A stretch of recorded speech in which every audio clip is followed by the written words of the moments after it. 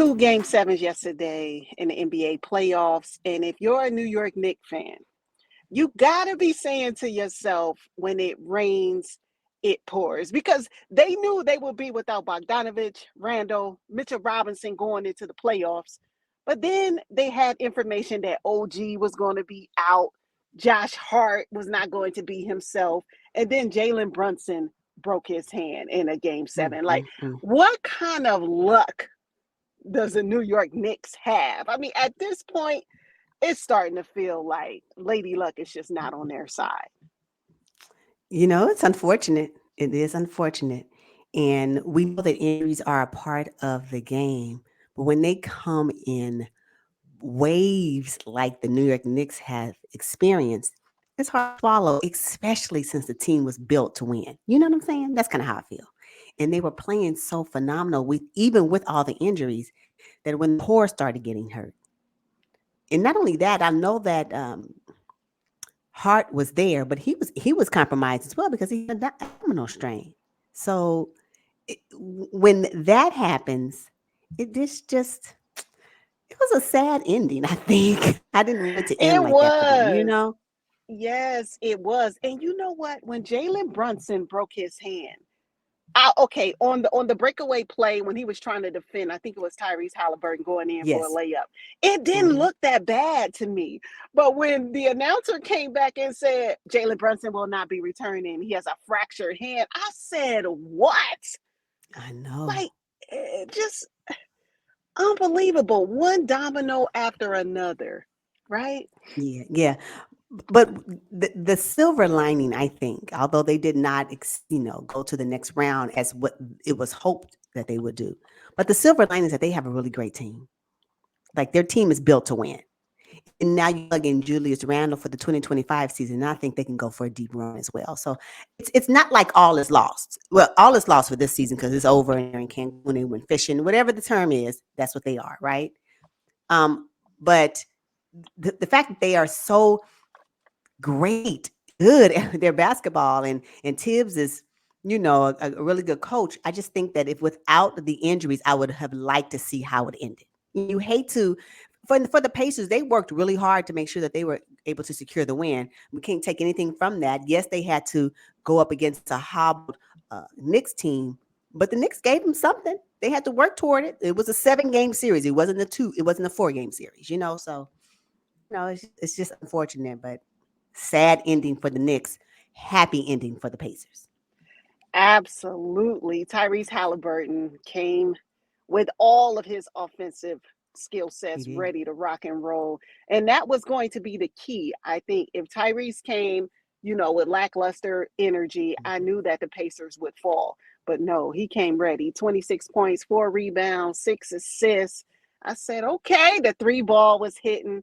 I mean, he looked like his old self, but he can't afford to keep doing this, though, right? I need consistency along the lines with Tyrese Halliburton. Yeah. But you know what? He has a great supporting staff. I mean, for me, one of the highlights of the starting five is Neesmith. I love the way he defends. It's really good. I cannot wait to see if he's going to be on. We'll probably talk about it, but I can't wait to see who's going to defend when they go up against Boston. I can't wait. Well, I think that this matchup and what the Pacers are going to be bringing to the Eastern Conference Finals is going to be something fun to watch. Again, the only thing that's going to be hindering them and that could potentially be a detriment to their run in the Eastern Conference Finals will be if Siakam shows up or not. For me, he's about the biggest. He's one of the catalysts for them. If he doesn't do his part, then they'll lose. Even though Halliburton may go off, So. Yeah, TJ McConnell was in full swing. I mean, goodness. They just had a balanced effort against the Knicks. Yeah, no, they did. They really had and as they should, right? So just because the Knicks is hobbled and injured, don't mean that they're sliding up on their play. No, at the end of the day, this is basketball. It's still a game, and they still wanted to win regardless of how it happens. So it is what it is. And I can only imagine what the storyline will be. I haven't really been tapped in today, but I can only imagine what the storyline is. The Pacers won because the Knicks were hobbled. No, the Pacers gave the Knicks their money. It went 7 games. You know what I'm saying? So it wasn't like it was an easy win for the Pacers in the 7-game series for them to secure the win. Yes, Brunson was injured, but Neesmith was giving it to him. I mean, like, you just can't, Mhm. So it wasn't like Brunson was, he was doing the best he could before he got injured. And so with him being injured, of course, really hindered the Knicks from even competing. But hey, welcome to basketball. I don't know what to say. Okay, so Indiana Pacers move on to the Eastern Conference Finals with the win 130 to 109 against the New York Knicks. Now, the Pacers were the number 6 seed.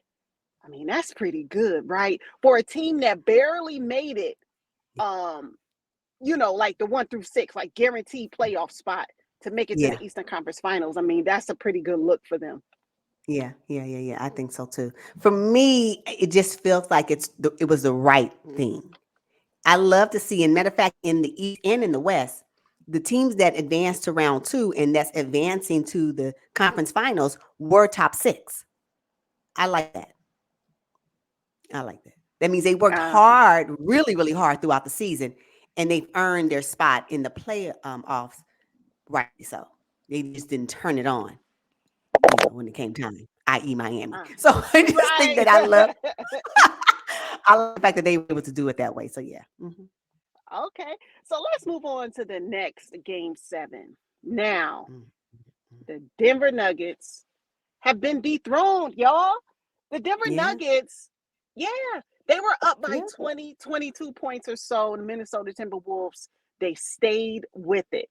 You're talking Mm-hmm, about the level of defense, mm-hmm, just the mental focus and mm-hmm, tenacity that they played with mm-hmm. to dethrone the NBA champions. Oh my gosh. We are seeing, you know what? Somebody tweeted that the winner of this series between the Nuggets and the Wolves would win it all, the NBA championship. I don't know if I What? would go that far to say, yeah, I don't know about that. I Mm-hmm. don't know. Hmm. Okay, well, it's a great prediction. And if they believe it, I like to see it. I like to see it.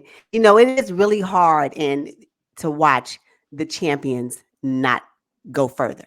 I mean, we see it it happens it happens every season, right? Whoever won the championship, usually they don't make it the next season. So, when it happens, it's kind of like, well, this is nothing new, but it's still like, what? Anyway, you're still shocked anyway. When I was watching the game, and when I tell you there were like 4 Wolves defenders literally laying on Nikola Jokic, I said, "Oh, I've seen enough. I've seen enough. I've seen enough." He is out there fighting for his life while the other Nugget players are on the perimeter. I said, "I've seen enough. I can't." Yes. Eh, he in there. He the only one that's going to get put the shot up and then get his own rebound, and ain't nobody else around. And I'm looking at 4 Timberwolves players, all in his mix. I said, "Mm-mm. hmm This the game Nuggets is didn't over." get, yeah, they didn't get anything from their normal role players, No, KCP, Aaron no, Gordon, Michael Porter Jr. mm-mm. Nothing. Oh, it was Nothing. You really didn't get bad. Yeah, anything. And you only got 5 points off the bench from Christian Brown.